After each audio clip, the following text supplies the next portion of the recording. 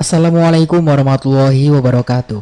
Kembali lagi di channel Keluarga Misterius. Di kesempatan kali ini saya Dayun akan membawakan sebuah cerita yang berjudul Arumbi, Kebang Desa Hamil yang diperkosa dan dimutilasi. Cerita ini ditulis oleh akun Facebook bernama Autor Senja. Bagi kalian yang ingin bacanya secara langsung, bisa kunjungi link yang sudah sertakan di kolom deskripsi. Sebelum cerita ini dimulai, jangan lupa untuk like, komen, dan subscribe channel ini. Dan juga tekan lonceng notifikasinya, agar kalian semua tidak ketinggalan cerita-cerita terbaru dari kami. Tentunya tak usah berlama-lama lagi, langsung saja kita masuk ke ceritanya.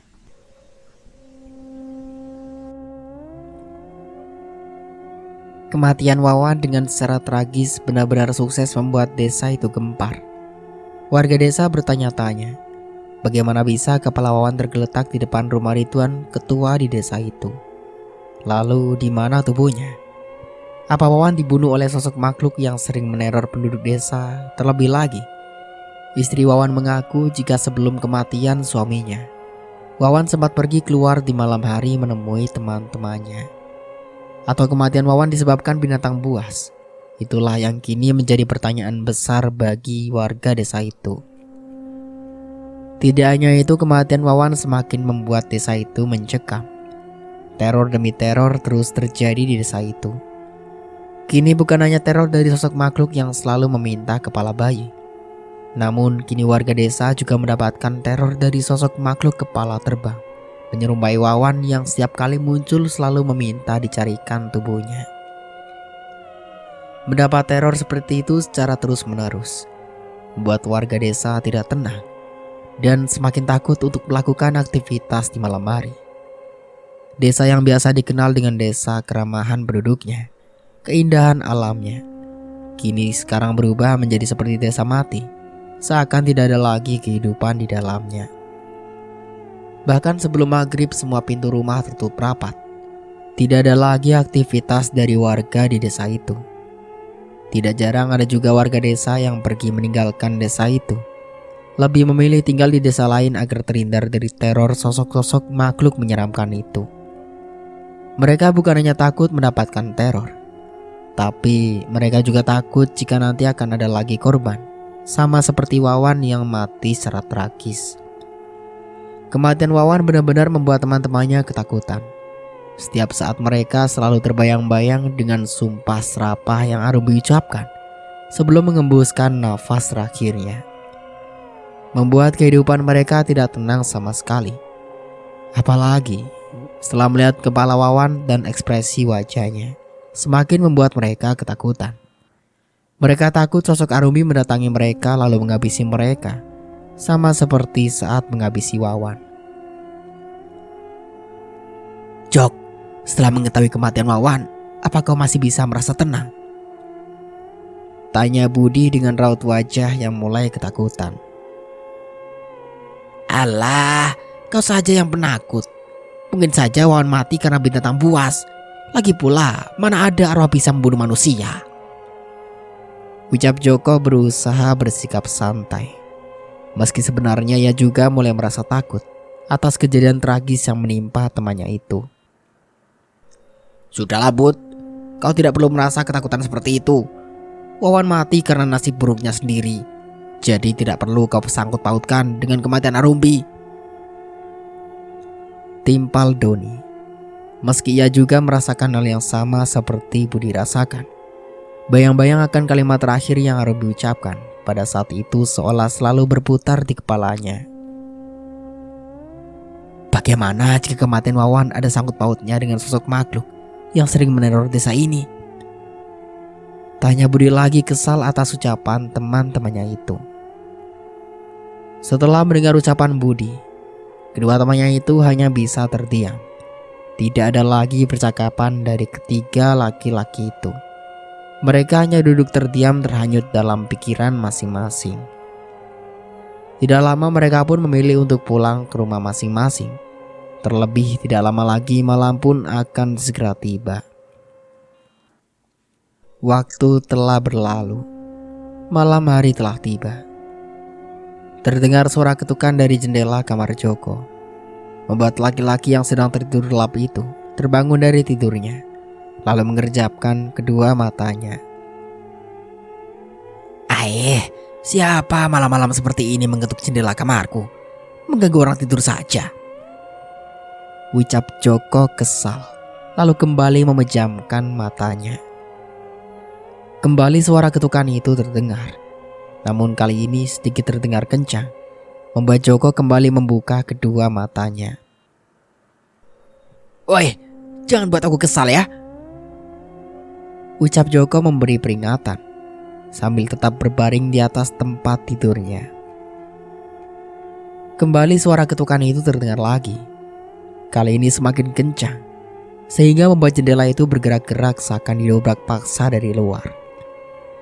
Mendengar dan melihat hal itu, Joko yang tadinya masih terbaring di atas tempat tidur langsung berdiri dari pembaringannya, lalu memperhatikan jendela itu dengan degup jantung berdegup kencang. Ingatan akan sumpah serapah Arumbi dan kematian Wawan semakin membuat nyali laki-laki itu menciut. Joko hanya bisa berdiam diri di atas tempat tidur dengan keringat dingin yang mulai membasahi keningnya. Ketukan demi ketukan terus saja terdengar. Jendela itu terus saja bergerak hingga akhirnya brak. Jendela itu kini berhasil terbuka lebar.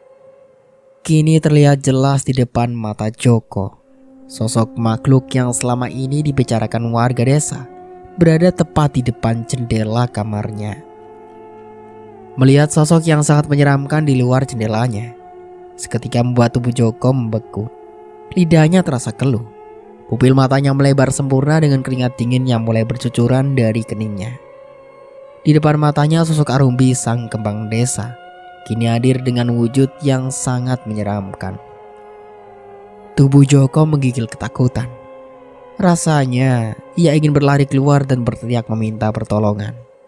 Namun sayang tubuhnya seakan terhipnotis, sehingga membuat ia tidak bisa berlari kemanapun. Jangankan untuk berlari, bergerak pun ia tidak bisa. Sosok Arumbi dengan wujud yang sangat menyeramkan itu melihat ke arah Joko dengan tatapan tajam merah menyala. Dendam dan amarah terlihat jelas dari tatapan matanya. Dengan senyum menyeringai yang menunjukkan gigi runcing bercampur darah merah kehitam-hitaman itu, dengan cepat sosok itu merangkak, merayap mendekati Joko. Mengetahui sosok menyeramkan itu mendekatinya, semakin membuat Joko kalang kabut.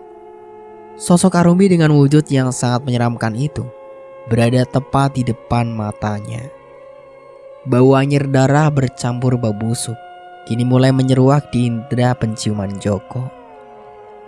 Melihat Joko dengan wajah ketakutan itu membuat sosok Arumbi semakin tersenyum lebar menyeringai.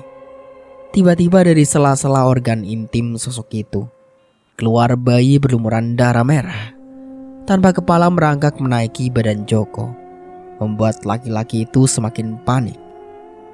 Ditambah lagi ingatan akan sumpah Arumbi dan kematian Wawan dengan cara mengenaskan membuat Joko semakin menggigil ketakutan. Bayi tanpa kepala itu terus saja merangkak naik ke atas tubuh Joko. Kini bayi berlumuran darah merah kehitam-hitaman itu berada tepat di depan wajahnya. Darah merah terus saja mengalir dari leher bayi tanpa kepala itu, menetes mengenai tubuh Joko dan juga wajahnya. Bau anyir darah dan bau busuk semakin menusuk indera penciuman laki-laki malang itu. Tanpa Joko sadari, bayi tanpa kepala itu mencekik leher Joko, membuat tubuhnya mengejan kuat, membuatnya kesulitan untuk bernafas. Bayi tanpa kepala itu mencekik leher Joko dengan sangat kuat, membuat nafasnya semakin tersendat-sendat. Lalu tiba-tiba, lepaskan aku bayi sialan, ucap Joko berteriak sebelum ia kembali tersadar dari mimpi buruknya. Setelah terbangun dari mimpi buruk yang terasa seperti nyata itu, Joko langsung duduk bangkit dari pembaringannya, mengelap keringat dingin sebesar biji jagung yang mengalir dari pelipisnya, meraba-raba leher serta mengecek seluruh anggota tubuhnya. Takut-takut tetesan darah dari bayi tanpa kepala itu ada di tubuhnya. Untung cuma mimpi, ucap Joko bernafas lega setelah memastikan tidak ada tetesan darah di tubuhnya. Baru sebentar laki-laki itu menarik nafas lega. Tiba-tiba terdengar suara ketukan dari pintu rumahnya. Mendengar suara ketukan itu seketika membuat Joko terdiam. Ia kembali teringat akan mimpi buruk yang baru saja ia alami. Takutnya ketukan pintu itu bukan dari manusia, melainkan dari sosok Karumbi yang ingin menuntut balas atas kematiannya dan juga bayinya. Kembali suara ketukan pintu itu terdengar. Joko tetap diam mendengar suara ketukan tanpa ada niat untuk membukakan pintu itu sama sekali. Sampai suara ketukan itu tidak terdengar lagi. Sejenak suasana menjadi hening. Joko yang tadinya diam dan terhanyut dalam pikirannya, tiba-tiba terlonjak kaget. Terdengar suara ketukan itu lagi. Namun kali ini suara itu berasal dari jendela kamarnya. Mengetahui hal itu membuat Joko panik. Pikiran tentang mimpi buruk tadi semakin menjadi-jadi. Berkali-kali Joko menelan salivanya. Entah kenapa rasa haus kini seolah menggerogoti tenggorokannya. "Jok, buka pintunya," ucap seseorang itu dari luar. Mendengar suara seorang itu barulah Joko bernafas lega. Barulah setelah Joko bergerak turun dari tempat tidurnya dan berjalan mendekati jendela kamarnya.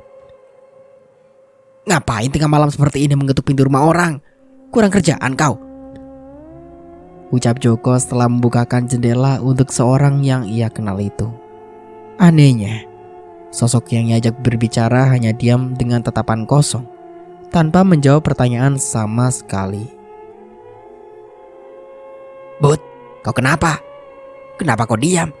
Dan lihatlah wajahmu. Kenapa pucat sekali? Apa kau sakit?" tanya Joko setelah memperhatikan wajah temannya itu.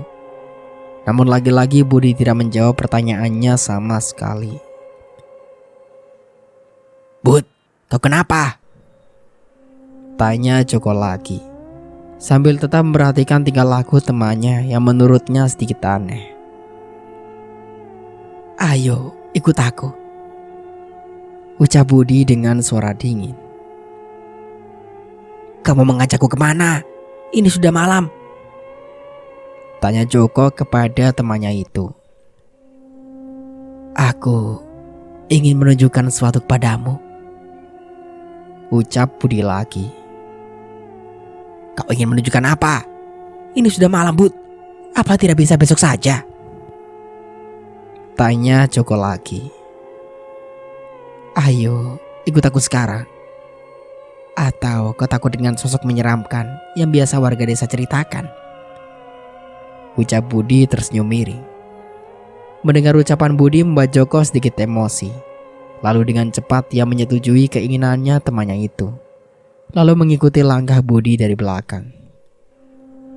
Dengan langkah cepat Budi terus berjalan cepat, mengajak Joko ke sebuah tempat. Lalu tibalah mereka di sebuah hutan yang sangat Joko kenal. "Kenapa kau mengajakku ke sini, Bud?" tanya Joko keheranan. "Aku ingin menunjukkan sesuatu," jawab Budi cepat dengan tatapan mata lurus ke depan. "Iya, tapi apa? Ini sudah malam. Kenapa tidak besok saja sih?"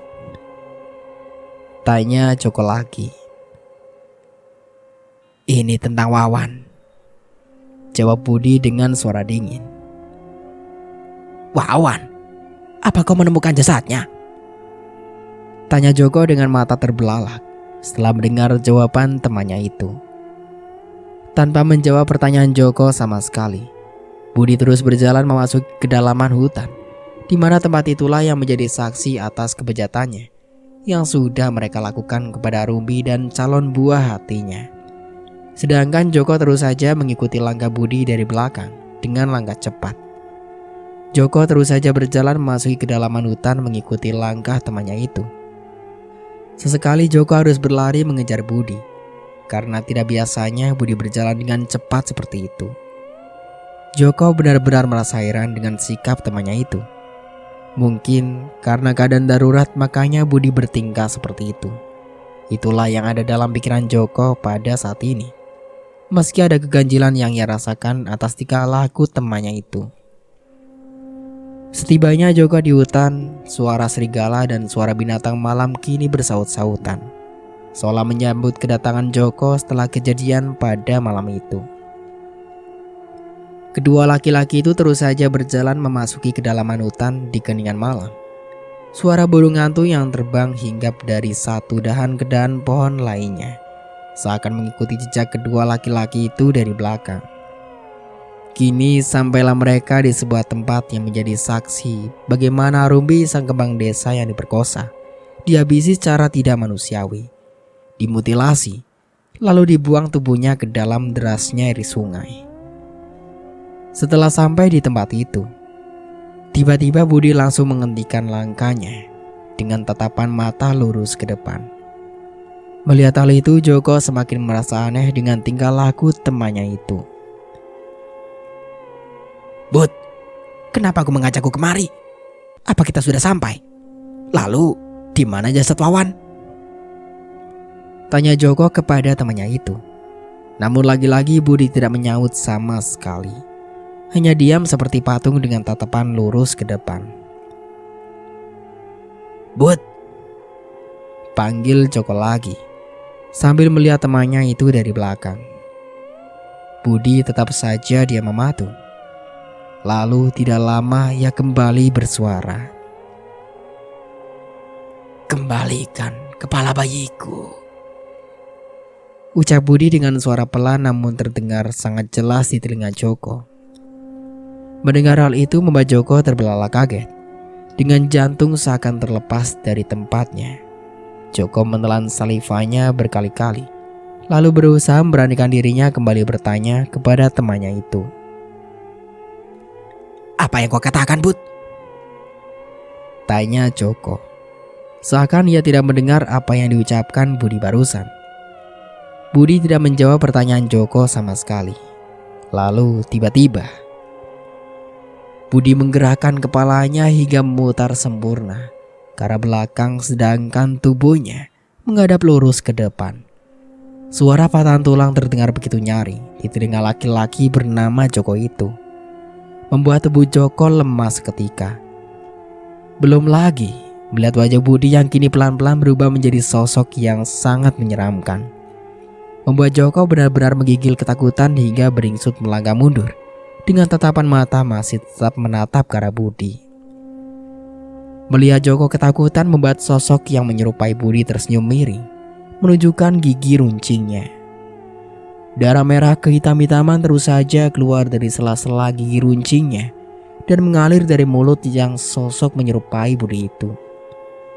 Kini mata sosok yang menyerupai Budi itu berubah menjadi merah menyala, menyiratkan dendam dan amarah bercampur menjadi satu. Kulitnya pelan-pelan berubah membiru mengelupas. Darah merah kehitam-hitaman bercampur dengan binatang putih menggeliat keluar dari tubuh sosok yang menyerupai temannya itu. Lalu terlihatlah wujud asli dari makhluk menyeramkan yang menyerupai Budi itu. Nafas Joko seakan tercekat. Tubuhnya terasa begitu lemas. Ia tidak menyangka sosok yang ia kira temannya itu tidak lain dan tidak bukan adalah sosok Arumbi yang ingin menuntut balas atas kematiannya.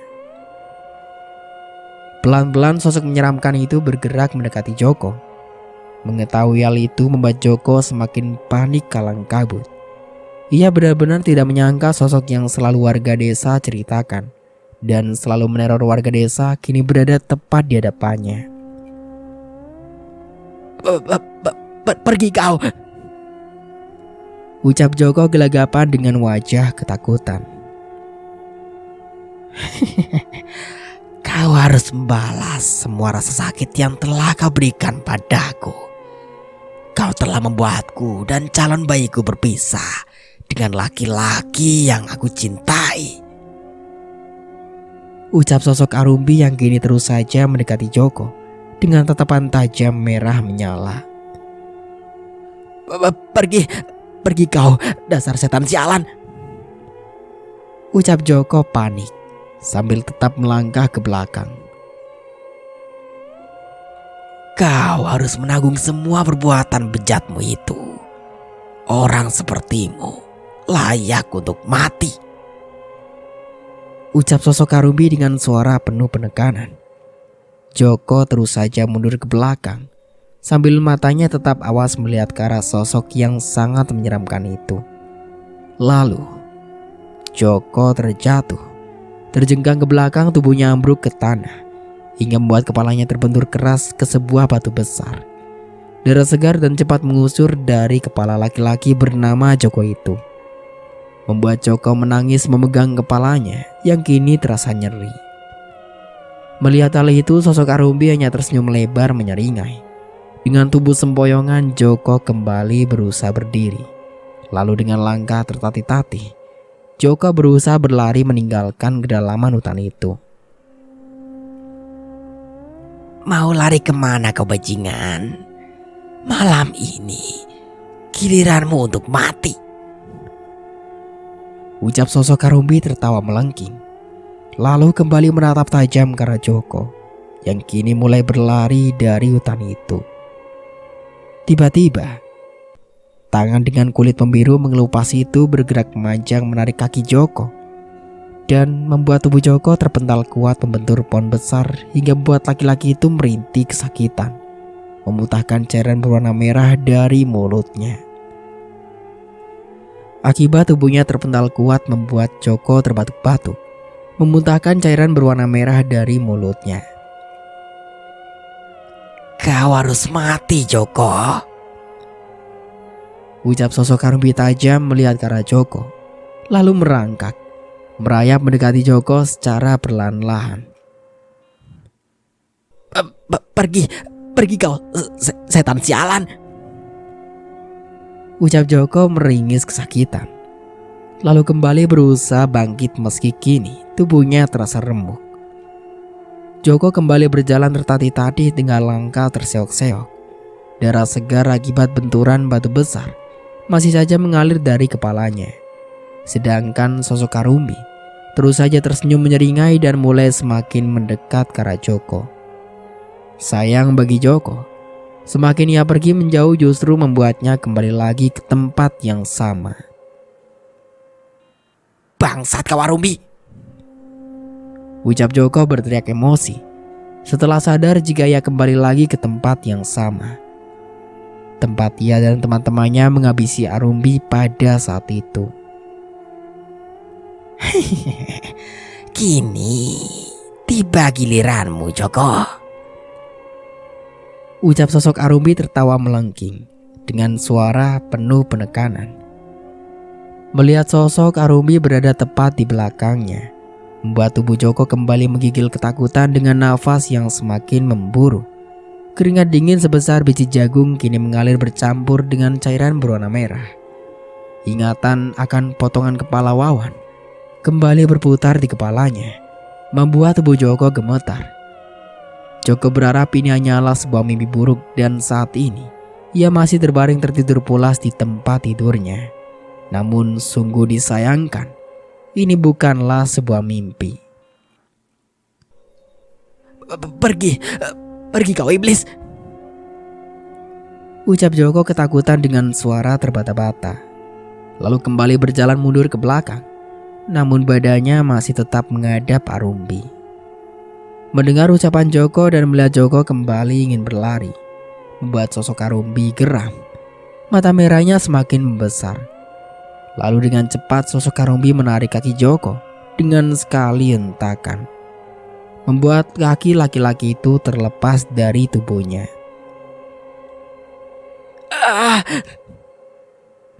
Teriak Joko kencang, membuat binatang malam berlari ketakutan.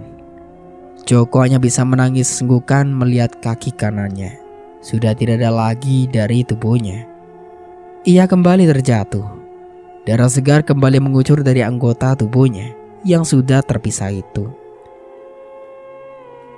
Sialan kau Arumbi! Ucap Joko emosi, berguling-guling meringis kesakitan. Mendengar Joko yang masih terus saja mengumpat, membuat sosok Arumbi kembali tersenyum menyeringai. Lalu tangan dengan kuku runcing kehitaman itu menjeruak masuk ke dalam mulut Joko, hingga membuat mulut laki-laki malang itu sobek menganga dan menarik lidah Joko sampai putus. Tubuh Joko melemah dengan nafas yang mulai tersendat-sendat. Rasa penyesalan mulai merasuki relung hati laki-laki malang itu. Namun sayang, bak pepatah mengatakan, nasi sudah berubah menjadi bubur. Rasa bersalah dan penyesalan itu sudah tidak ada artinya. Kini Joko hanya bisa meratapi nasibnya yang malang dan menanggung semua perbuatan keji yang telah ia lakukan kepada Arumbi. Lalu tiba-tiba sebuah dahan pohon besar jatuh dari atas tertancap menembus perut laki-laki yang sudah melemah itu. Seketika itu juga darah segar kembali mengucur deras hingga membuat nafas Joko terhenti dengan mata melotot memutih sempurna ke atas. Di lain sisi, setelah tragedi kematian Wawan dengan cara mengenaskan, hari ini Bagus kembali ke rumahnya. Ia bertekad untuk mencari keberadaan Arumbi, wanita yang sangat ia cintai. Bagus sangat yakin Arumbi tidak akan pernah bisa mengkhianatinya. Terlebih ketika melihat robekan kain yang sangat ia kenal itu tersangkut di jendela kamarnya, membuat Bagus semakin yakin ada yang tidak beres dengan hilangnya sang pujanati. Sepanjang perjalanan Bagus terus berpikir. Pikirannya jauh menerawang, memikirkan di mana keberadaan Arumbi sekarang. Belum lagi tentang tingkah laku bapak tirinya yang hilang entah kemana. Bagus hanya menduga-duga bahwa hilangnya Arumbi ada sangkut pautnya dengan Broto. Hingga tanpa sadar Bagus menabrak seorang laki-laki tua memakai tongkat, bertubuh bungkuk, dan memiliki jenggot panjang berwarna putih. Maaf kek, saya tidak sengaja. Ucap Bagus merasa bersalah setelah sadar jika ia menabrak seorang. Laki-laki tua berjenggot putih itu hanya diam, memperhatikan Bagus dengan wajah datar. Melihat tidak ada jawaban dari kakek tua itu, dan cara kakek tua itu memandangnya, membuat Bagus bingung. Lalu ia kembali bersuara. Saya benar-benar minta maaf kek atas kecerobohan saya. Kalau begitu saya permisi kek. Ucap Bagus lagi dengan sopan, lalu kembali ingin melanjutkan perjalanannya. Baru satu langkah Bagus melangkahkan kakinya. Tiba-tiba kakek tua berjenggot putih itu bersuara, hingga membuat Bagus terkejut dan menghentikan langkahnya. Kebenaran akan segera terungkap. Berhati-hatilah dalam langkah. Jangan mudah percaya dengan apa yang terlihat. Terkadang apa yang terlihat belum tentu benar adanya, dan apa yang tidak terlihat bisa jadi itu benar. Ucap kakek tua itu bijak. Mendengar ucapan kakek tua itu, Bagus kembali menoleh ke belakang. Namun anehnya setelah Bagus menoleh sempurna ke belakang, Bagus semakin dibuat kaget. Kakek tua berjanggut putih itu sudah tidak ada lagi di sana, menghilang tanpa jejak. Melihat kakek tua itu hilang entah kemana, membuat Bagus tercengang dan bertanya-tanya. Kemana kakek tua itu pergi? Bukankah tadi ada di sini? Apa aku hanya berhalusinasi? Ucap Bagus berdialog dengan dirinya sendiri, berpikir sambil mengucek matanya berkali-kali. Jika aku hanya berhalusinasi, tapi kenapa terasa sangat jelas tubuhku menabrak kakek tua tadi? Dan dengan jelas sekali aku mendengar suaranya. Lalu kemana kakek tua berjanggut putih itu pergi? Ucap Bagus kembali berdialog dengan dirinya sendiri, kebingungan sambil melihat ke segala arah. Sudahlah, mungkin ini hanya halusinasiku saja. Ucap Bagus lagi setelah memastikan tidak ada siapapun di sana kecuali dirinya sendiri. Lalu kembali melangkahkan kakinya. Dalam perjalanan menuju rumahnya, tidak jarang Bagus sering berpapasan dengan penduduk yang masih tinggal di desa itu. Tidak hanya itu, tanpa sengaja indera pendengaran Bagus menangkap sebuah percakapan penduduk desa yang sedang bergosip tentang teror-teror menyeramkan yang mereka terima dari sesosok wanita hamil dengan wujud yang sangat menyeramkan, yang setiap kali muncul selalu merintih kesakitan dan selalu meminta untuk mengembalikan kepala bayinya. Mendengar percakapan penduduk di desa itu membuat Bagus begitu terkejut. Bagus tidak menyangka jika selama beberapa bulan ia pergi, ada banyak kejadian buruk yang terjadi di desa itu. Desa yang selalu dikenal banyak orang dengan keindahan alamnya yang masih sangat asri, kini berubah menjadi desa yang sangat menyeramkan. Terlebih ketika malam hari tiba, suasana berubah menjadi mencekam. Desa ini menjadi desa sangat sunyi, seperti desa mati yang tidak ada penghuninya sama sekali. Membuat siapapun enggan untuk datang ke desa ini. Jangankan untuk datang, penduduk yang tinggal di desa ini saja banyak yang memilih pergi meninggalkan desa dan memilih tinggal di tempat lain. Mereka takut dengan teror-teror menyeramkan yang terjadi di desa ini.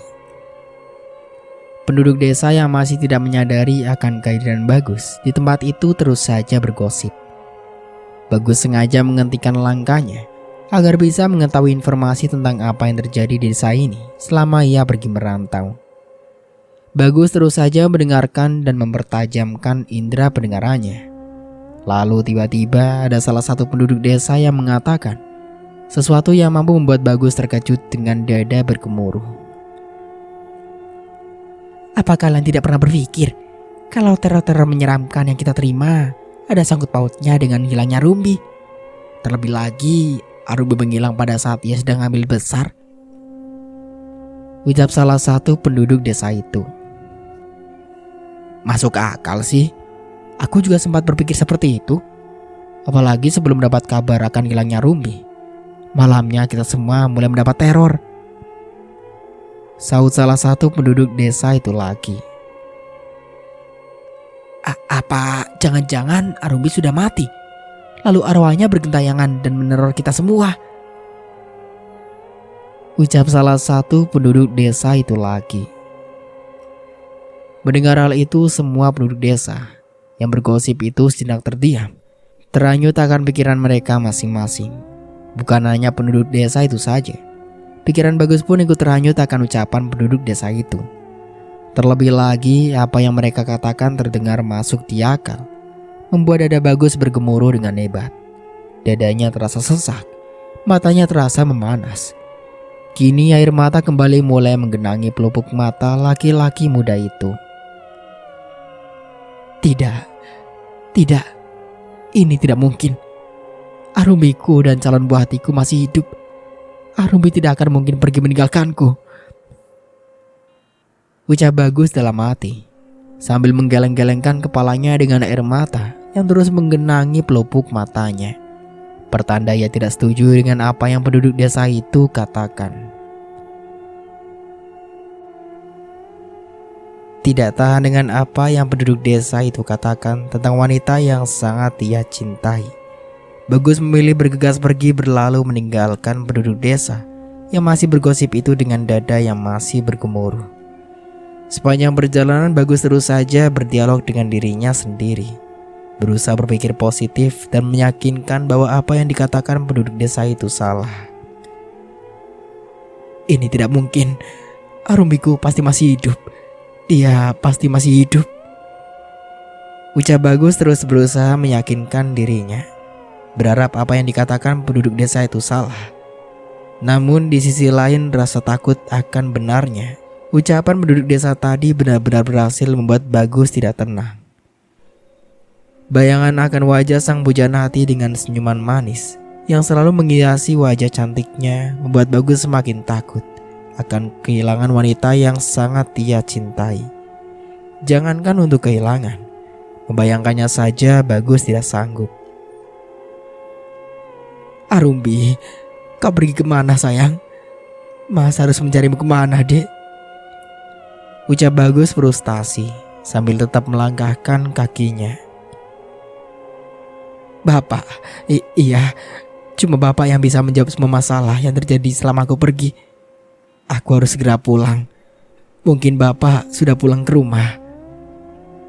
Ucap Bagus lagi, berjalan cepat menuju rumahnya. Setelah beberapa saat, Kini tibalah Bagus di rumah yang selama ini menjadi saksi cintanya bersama Rumbi. Setibanya Bagus di teras rumah itu, ia kembali teringat akan kenangan indah bersama sang pujanati. Biasanya setiap kali ia pulang, Rumbi selalu menunggunya di depan teras rumah dan menyambutnya dengan senyuman manis yang tak pernah pudar dari wajah cantiknya.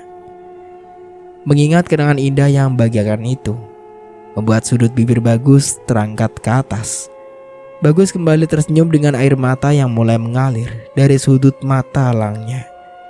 Air mata yang terus saja ia tahan kini luruh begitu saja ketika mengingat kembali sosok wanita yang sangat ia cintai itu. Namun seketika senyuman itu sirna setelah ia kembali teringat akan apa yang sudah terjadi saat ini. Belum lagi akan ucapan penduduk desa tadi benar-benar membuat dadanya terasa sesak. Pikirannya terus saja berkecamuk, menerawang jauh memikirkan nasib sang pujanati.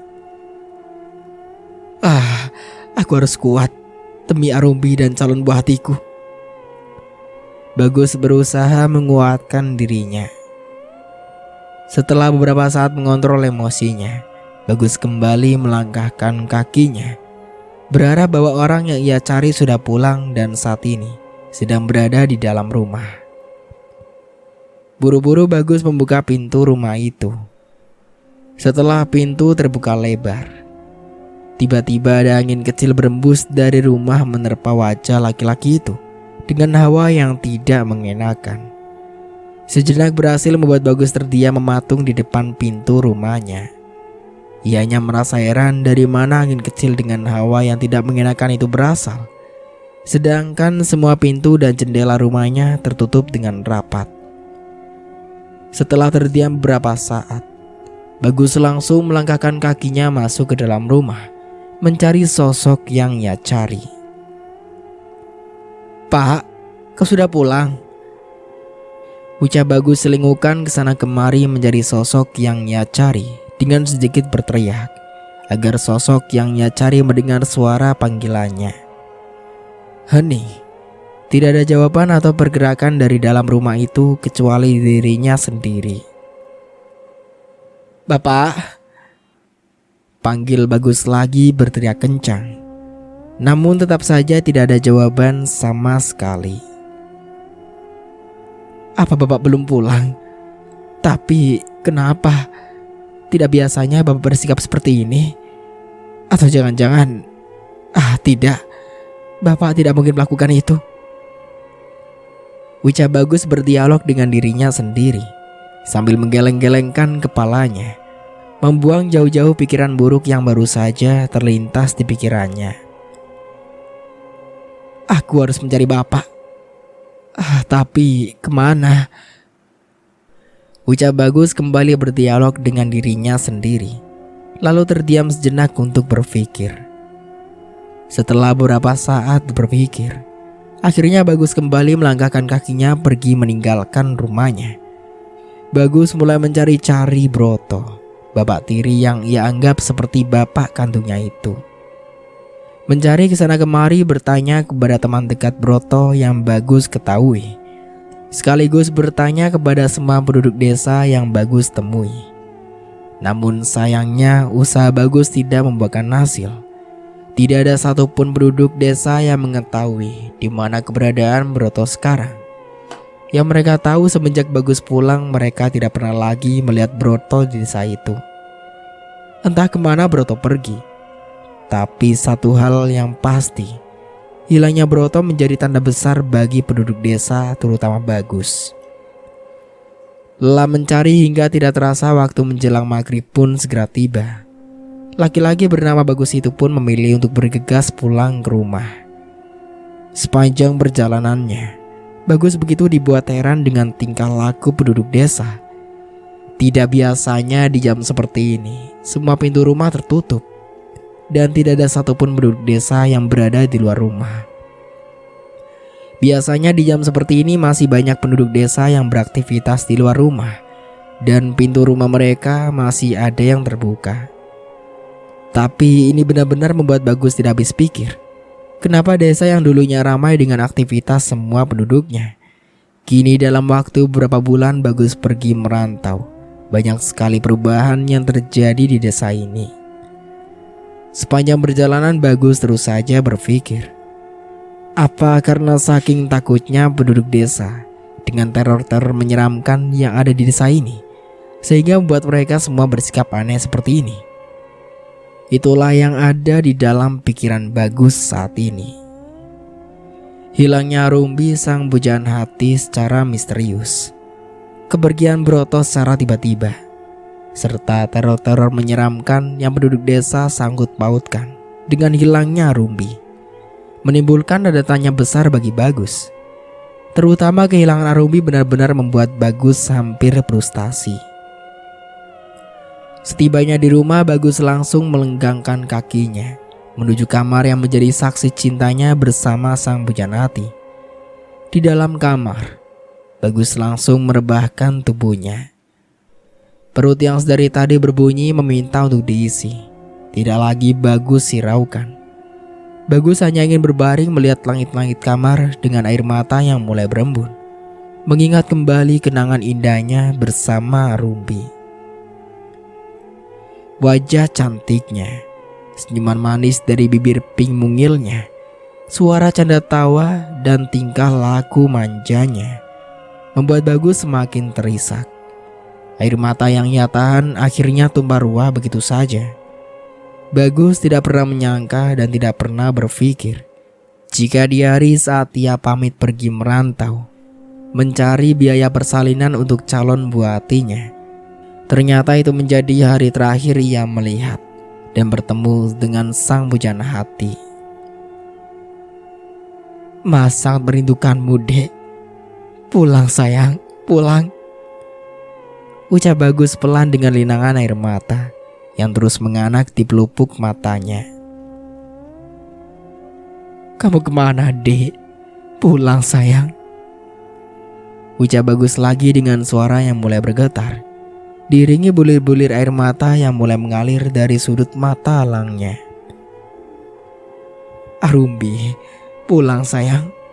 Mas sangat merindukanmu, Dek. Pulang sayang.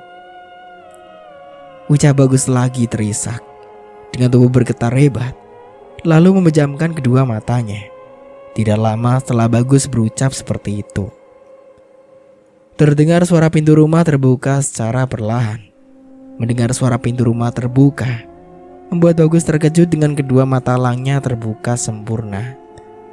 Bagus yang tadinya terbaring kini langsung bangkit dari perbaringannya. Sejenak Bagus terdiam mematung terhanyut dalam pikirannya. Apa aku hanya berhalusinasi? Bukankah sebelum masuk ke dalam kamar aku sudah mengunci pintunya terlebih dahulu?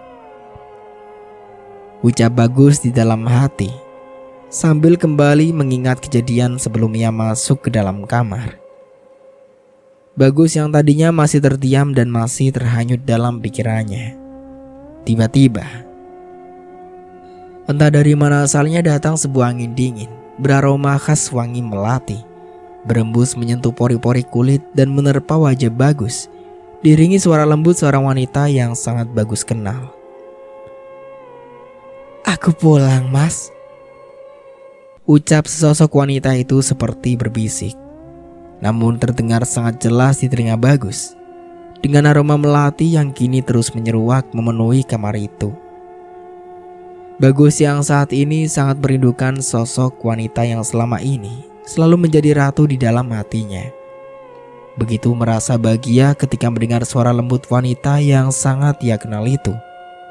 Suara yang terdengar seperti lantunan melodi yang menghiasi hari-harinya dengan kebahagiaan selama bertahun-tahun.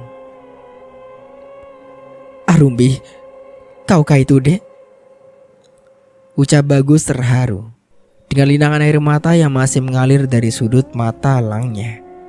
Lalu bangkit dari duduknya, berjalan keluar dari kamar mencari-cari dari mana suara itu berasal. Mas, aku di sini. Ucap sosok wanita itu dengan suara mendayu-dayu.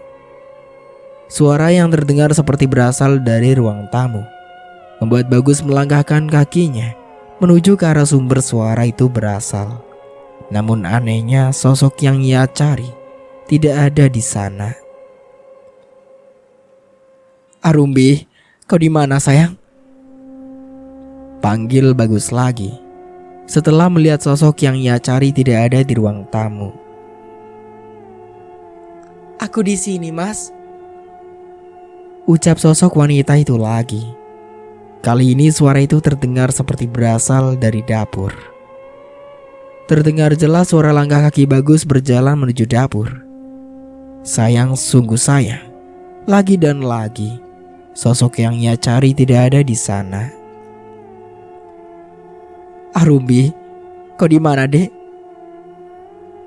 panggil Bagus lagi semangat. Dengan kedua mata elangnya mengendar ke segala arah, mencari sosok yang sangat ia rindukan itu. "Aku di sini, Mas," ucap sosok wanita itu lagi. Suara yang terdengar seperti berpindah-pindah tempat itu membuat Bagus kebingungan. Tapi tidak membuat Bagus kehilangan semangat untuk mencari wanita yang sangat ia cintai. Bagus terus saja berjalan ke sana kemari, mencari dari mana suara sosok itu berasal. Aroma khas wangi melati bukan hanya meruak memenuhi kamar, namun kini mulai memenuhi seluruh ruangan di dalam rumah itu.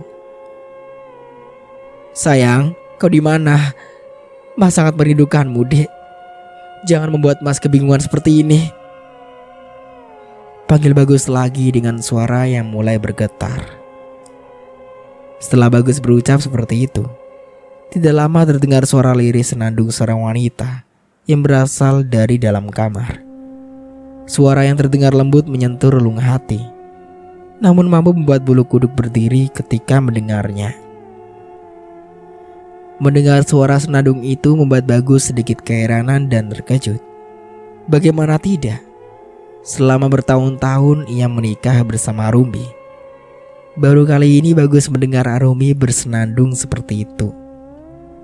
Mendengar suara senandung itu berasal dari dalam kamar. Gegas Bagus melangkahkan kakinya menuju di mana suara senandung itu berasal.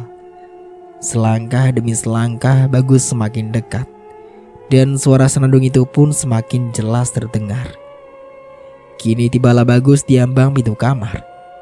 Dengan dada bergemuruh, Bagus mulai membuka pintu kamar itu secara perlahan-lahan. Terdengar suara pintu kamar itu terbuka.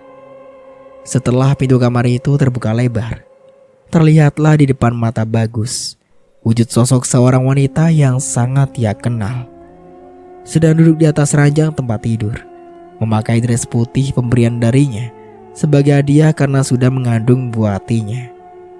Dengan rambut lurus terurai panjang, sembari bersenandung mengelus perut besarnya. Melihat sosok yang ia cari-cari selama ini sekarang berada tepat di hadapannya, membuat Bagus beramburan menghampiri wanita yang sangat ia rindukan itu. Sedangkan melihat Bagus berjalan cepat ke arahnya, membuat sosok yang menyerupai Arumbi itu menghentikan suara senandungnya dengan kepala tertunduk sembari mengelus perut besarnya. Bagus begitu merasa sangat senang. Rasa haru sekaligus bahagia kini bercampur menjadi satu. Setidaknya melihat Arumbi sekarang berada tepat di hadapannya dengan kondisi dalam baik-baik saja membuat Bagus bernapas lega. Kekhawatiran akan ucapan penduduk desa serta rasa takut akan kehilangan Arumbi dan calon buah hatinya seketika sirna begitu saja. Bagus yang saat ini sudah berada dekat di hadapan Arumbi langsung memeluk tubuh Arumbi dengan sangat erat, sekaligus menciumi pucuk kepala wanita yang sangat ia cintai itu berkali-kali dengan linangan air mata. "Mas sangat merindukanmu, Dek. Kau dari mana saja, sayang?" ucap Bagus terisak sambil tetap memeluk tubuh dingin Arumbi dengan sangat erat. Sedangkan sosok yang ia ajak bicara hanya dia mematung dengan senyum menyeringai memperlihatkan mulutnya yang sobek dengan wajah hancur penuh belatung. "Kau dari mana saja, Dek? Mas sudah mencarimu kemana-mana. Mas khawatir. Tolong jangan pernah pergi lagi ya. Jangan tinggalkan Mas, Dek. Mas tidak mau kehilanganmu dan calon buah hati kita, sayang." ucap Bagus lagi sambil tetap memeluk tubuh Arumbi. Sesekali kembali mencium pucuk kepala Arumbi sekaligus mengelus-elus urai rambutnya yang sangat ia rindukan itu. Kenapa tubuhmu terasa dingin sekali sayang? Lihatlah wajahmu, terlihat begitu sangat pucat. Apa kau sakit? Tanya Bagus dengan raut wajah khawatir. Setelah melepas pelukannya dan sadar akan kondisi wanita yang sangat ia cintai itu. Aku tidak apa-apa mas, jawab sosok yang menyerupai Arumbi itu dengan suara menggoda, sembari mengelus lembut dada bidang laki-laki di hadapannya. Bagus yang saat ini sangat merindukan Arumbi, terlebih setelah beberapa bulan merantau jauh dari sang pujanati. Seketika terhanyut akan perlakuan sosok yang menyerupai Arumbi itu. Gairah yang selama ini terpendam kini bangkit begitu saja. Mas, aku kedinginan, ucap sosok yang menyerupai Arumbi itu lagi dengan suara sensual, sembari tersenyum nakal. Mendengar suara serta tingkah laku Arumbi seperti itu membuat Bagus sejenak terdiam. Bagus merasa sedikit keheranan tidak biasanya Arumbi bersikap seperti ini. Mungkin pengaruh dari kehamilan, makanya Arumbi bersikap seperti ini. Itulah yang ada di pikiran Bagus sekarang, meski ada keganjilan yang ia rasakan. Mas, panggil sosok yang menyerupai Arumbi itu dengan tatapan wajah sendu. Iya sayang, jawab Bagus sembari memperhatikan tingkah laku sang pujanati yang membuatnya sedikit aneh sambil mengelus perut besarnya. Aku kedinginan, ucap sosok yang menyerupai Arumbi lagi dengan manja. Mendengar ucapan wanita yang sangat Bagus cintai itu, dengan sigap Bagus memeluk tubuh dingin Arumbi dengan sangat erat lalu membaringkannya di atas tempat tidur dengan berbantalkan lengannya yang berotot. Mas, panggil sosok yang menyerupai Arumbi lagi. Kenapa sayang? Tanya Bagus sambil tetap memeluk tubuh dingin Arumbi dan terkadang mengelus wajah pucat sang pujanati. Aku sangat mencintaimu mas, ucap sosok yang menyerupai Arumbi lagi dengan sensual dengan nafas yang mulai memburu. Mas juga mencintaimu dek, berjanjilah untuk tidak akan pernah meninggalkan mas lagi, jawab Bagus tulus lalu mencium kening wanita di hadapannya dalam. Mas, panggil sosok yang menyerupai Arumbi lagi dengan suara yang seperti menahan sesuatu. Iya sayang, jawab Bagus lembut sambil tetap sesekali mengelus wajah sang istri. Aku menginginkannya mas, ucap sosok yang menyerupai Arumbi dengan suara menggoda sembari mengelus wajah laki-laki di hadapannya. Kau menginginkannya sayang? Tanya Bagus memastikan. Iya mas, jawab sosok yang menyerupai Arumbi lagi, menggoda sedikit mendesah, dengan tangan yang terus saja menyelusuri tubuh berotot laki-laki di hadapannya. Setelah mendengar permintaan sekaligus perlakuan menggoda dari sang pujanati, membuat gairah kelakian Bagus yang selama ini tertahankan mulai bangkit. Dengan mudah Bagus terhanyut begitu saja akan rayuan dari sosok wanita yang menyerupai Arumbi itu. Bagus hanya tersenyum manis menatap wajah cantik sang istri, meskipun terlihat begitu pucat. Namun tidak mencurigai kecantikan wanita yang dikenal sebagai kembang desa itu. Dengan tatapan dalam Bagus mulai mendekati wajahnya secara perlahan-lahan sembari menatap bibir mungil sang istri. Lalu tiba-tiba hal yang tak terduga pun terjadi. Terdengar sangat kencang suara pintu maupun seluruh jendela rumah itu terbuka secara bersamaan, disertai angin kencang berembus masuk ke dalam rumah, membuat barang-barang di dalam rumah itu jatuh berantakan, serta pintu maupun jendela terus saja bergerak-gerak. Mendengar suara gaduh disertai angin kencang membuat Bagus terlonjak kaget. Lalu bangkit dari pembaringannya menghentikan aktivitas yang baru saja ingin ia mulai. Aroma khas wangi melati yang dari tadi menyeruak memenuhi seluruh ruangan seketika hilang berganti dengan aroma nyir darah bercampur dengan aroma busuk bangkai. Membuat siapapun merasa mual ketika mencium aroma yang sungguh tidak mengenakan indera penciumannya itu. Melihat kehadiran sosok Karumbi yang asli dengan wujud yang sangat menyeramkan, menatap tajam ke arahnya dengan tatapan mata merah menyala penuh amarah, membuat sosok wanita yang dari tadi menyerupai Arumbi perlahan-lahan kembali ke wujud aslinya. Sosok wanita bergaun putih lusuh dengan rambut terurai panjang melewati mata kakinya, serta mulutnya yang sobek dengan seluruh wajahnya dipenuhi belatung. Seketika pergi ketakutan menghilang begitu saja entah kemana. Melihat sosok wanita yang menyerupai dirinya pergi menghilang, suara gaduh akibat angin kencang yang diciptakan Arumbi mulai berhenti secara perlahan-lahan. Pelan tapi pasti, sosok Arumbi dengan wujud yang sangat menyeramkan itu berubah menjadi wanita cantik, berjalan mendekati Bagus, lalu memeluk erat tubuh Bagus dari belakang. Dengan linangan air mata diiringi isak tangis pelan. Bagus yang dari tadi menutup wajahnya dengan lengan tangannya. Seketika terkejut merasakan ada seorang memeluknya dengan hangat dari belakang. Lalu menurunkan lengan tangannya dan melihat ke arah seorang yang memeluknya dengan erat. Mengetahui siapa yang memeluknya, Bagus langsung membalas pelukan wanita di hadapannya tidak kalah erat.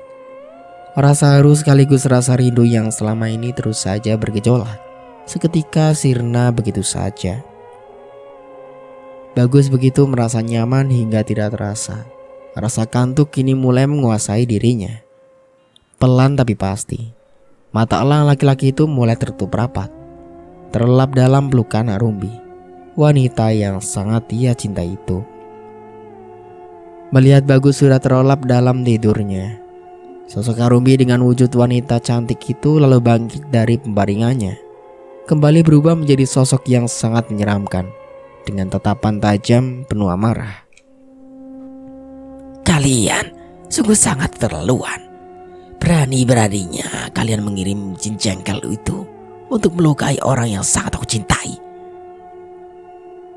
Ucap Arumbi marah sembari melihat wajah tenang Bagus yang saat ini masih terlelap terhanyut dalam mimpinya. Aku tidak akan pernah mengampuni kalian. Akan kuhabisi kalian satu persatu hingga tak tersisa. Ucap sosok Arumbi penuh penekanan, lalu merangkak merayap pergi keluar rumah menuju ke suatu tempat, hingga hilang ditelan kegelapan malam.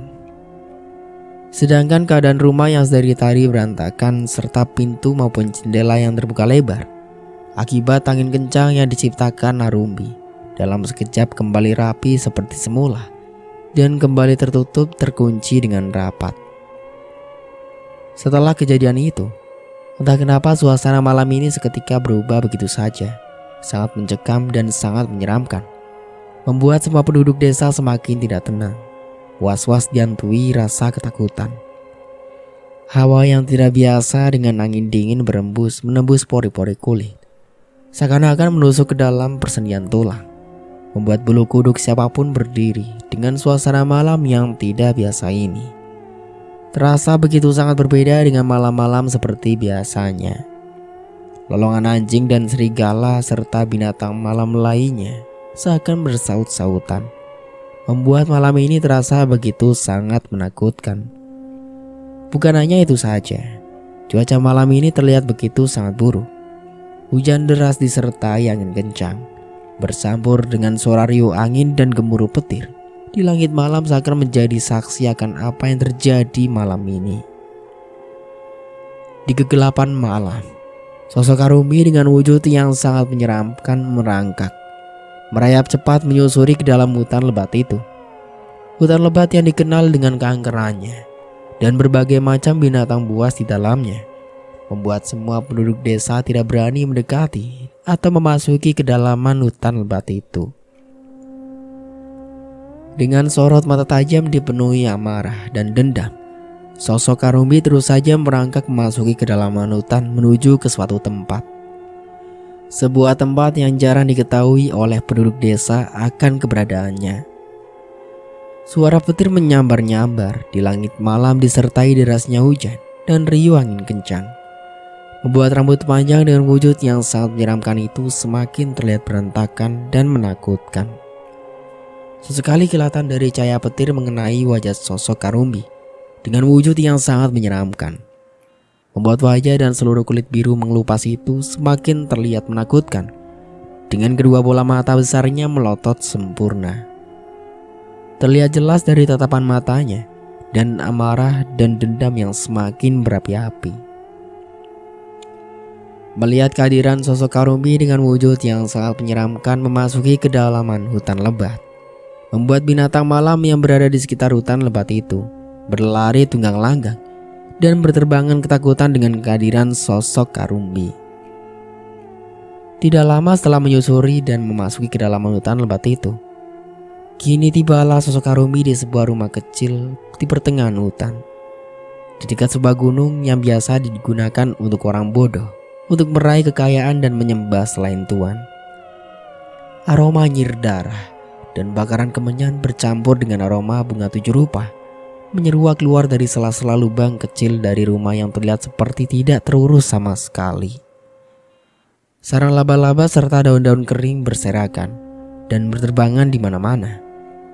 Melihat rumah kecil yang menjadi alasan serta tujuannya masuk ke dalam hutan lebat yang dikenal dengan keangkeran dan macam-macam binatang buas di dalamnya, berada tepat di depan kedua bola mata besarnya, membuat sosok Karumbi dengan wujud yang sangat menyeramkan tersenyum menyeringai, memperlihatkan gigi-giginya yang runcing bercampur dengan darah merah kehitam-hitaman.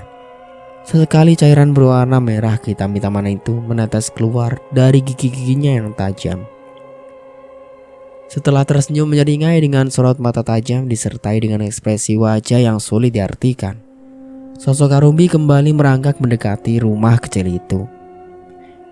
Belum sempat sosok Karumbi mendekati dan memasuki halaman rumah kecil itu, tidak disangka sosok jin wanita yang berusaha menggoda Bagus dengan wujud menyerupai dirinya kini kembali muncul berada tepat di hadapannya.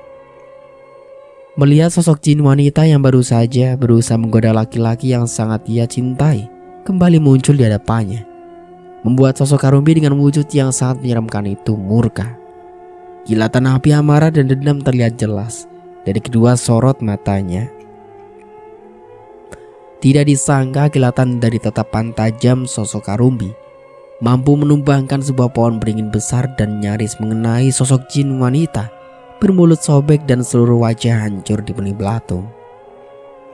Mendapatkan serangan secara tiba-tiba itu, sosok jin wanita yang berada di hadapannya seketika gentar, membuat sosok Karumbi kembali tersenyum menyeringai dengan suara gemeretak gigi seperti sengaja beradu dengan suara patahan tulang bercampur menjadi satu. Terdengar begitu nyaring di telinga sosok jin wanita yang berusaha menghalangi jalannya. Jangan halangi jalanku jika kau tidak ingin mati untuk kedua kalinya, ucap sosok Karumbi memperingatkan dengan sorot mata tajam dan penekanan di setiap kalimatnya. Mendengar ucapan Karumbi, sosok jin wanita itu seketika diam tak berkutik, menyadari jika Karumbi bukanlah sosok jin korin biasa. Kau bukan tandinganku, nyala dari hadapanku sekarang, ucap sosok Karumbi kembali memperingatkan dengan kilatan amarah di kedua bola mata besarnya.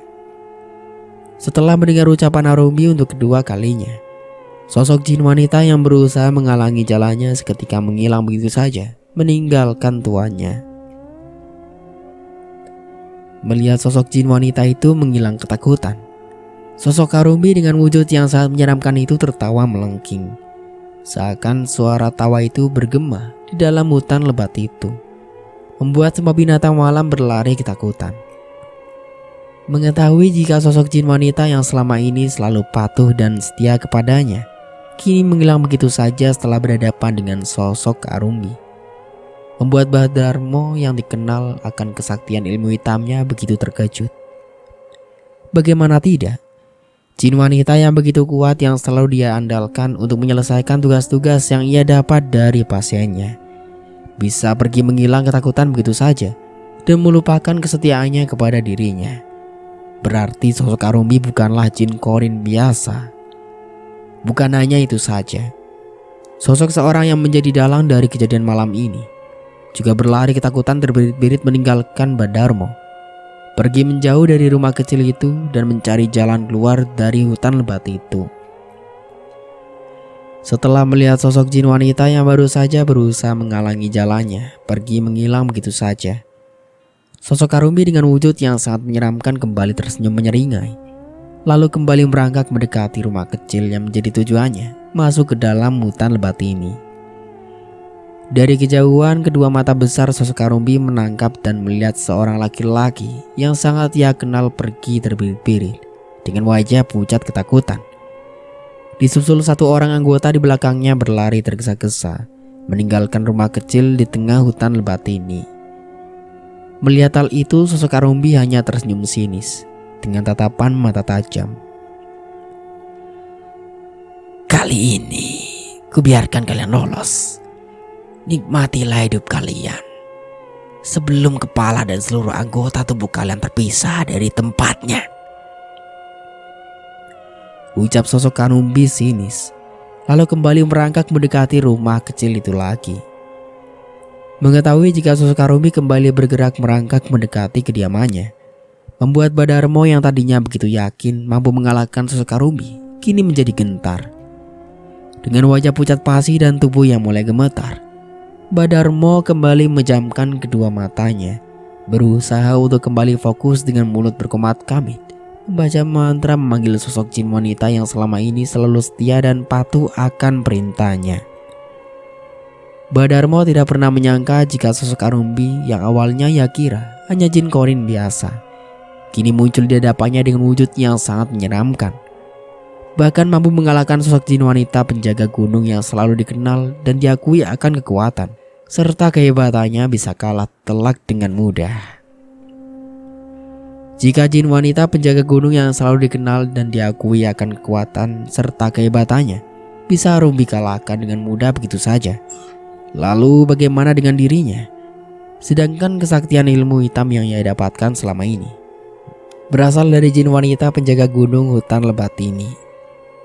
Dengan pikiran dan dada yang mulai berkecamuk, Badarmo terus saja merapalkan mantranya, berusaha kembali memanggil sosok jin wanita yang selama ini selalu membantunya menyelesaikan semua tugas-tugas yang ia dapatkan dari pasiennya.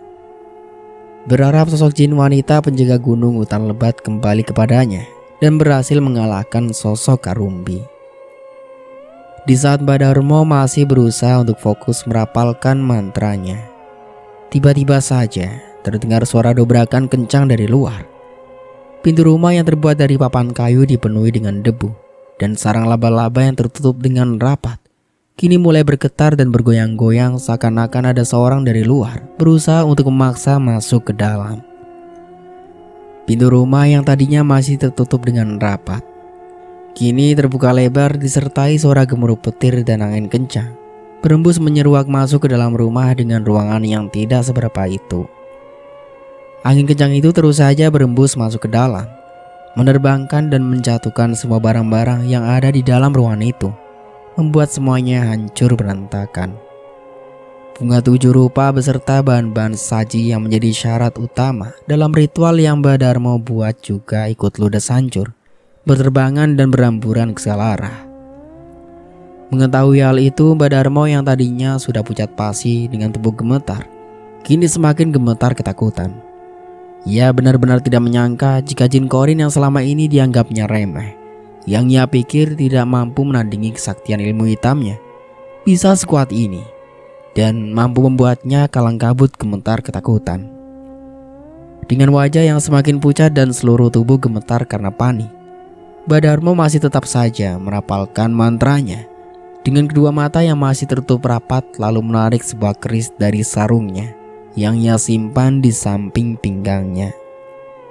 sebuah keris yang ia dapatkan dari sosok jin wanita penjaga gunung hutan lebat itu. Sebuah keris yang setiap malam Jumat Kliwon ia bersihkan dan ia mandikan dengan darah ayam cemani beserta berbagai macam jenis bunga dengan warna berbeda-beda. Keris itu adalah cara bagi Mbah Darmo sebagai media terakhir untuk memanggil sosok jin wanita itu agar kembali kepadanya dan mengalahkan sosok Karumbi dengan wujud yang sangat menyeramkan itu. Mbah Darmo terus saja memejamkan kedua matanya sambil tetap merapalkan sebuah mantra dari mulutnya yang terus saja bergerak-gerak dengan genggaman sebuah keris di tangan kanan. Suara riuh angin disertai suara gemuruh petir dan suara gaduh benda-benda yang jatuh berserakan tidak lagi ia pedulikan. Yang ada di pikiran Mbah Darmo saat ini, ia hanya ingin melawan dan mengalahkan sosok Karumbi agar bisa mendapatkan bayaran besar dari hasil kerja kerasnya selama ini. Mbah Darmo. Setelah Mbah Darmo mengeluarkan kerisnya dan tetap merapalkan mantranya, tidak lama terdengar suara tawa melengking seorang wanita disertai suara panggilan yang seakan-akan bergema mengelilingi dan memenuhi ruangan kecil yang sudah hancur berantakan itu. Mbah Darmo yang tadinya pucat pasi dengan seluruh anggota tubuh gemetar setelah mendengar suara tawa melengking itu. Seketika kedua sudut bibirnya terangkat ke atas dengan mata yang masih terpejam.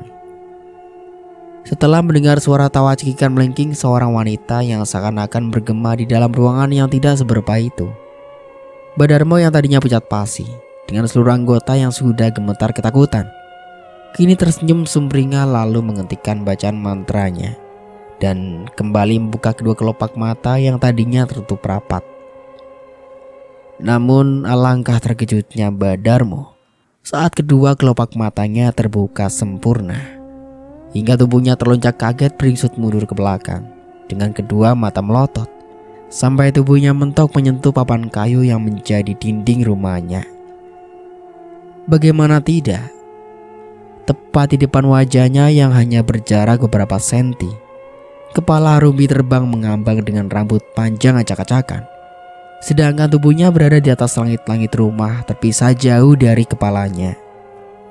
Tidak hanya itu saja, di depan kedua mata Mbah Darmo terlihat sangat jelas wajah Karumbi dengan wujud yang sangat menyeramkan tersenyum lebar menyeringai, memperlihatkan gigi-giginya yang runcing berwarna merah kehitam-hitaman. Sesekali cairan berwarna merah kehitam-hitaman itu menetes dari sela-sela bibirnya. Untuk sementara aku cukupkan dulu ceritanya sampai di sini. Sampai jumpa kembali di part berikutnya.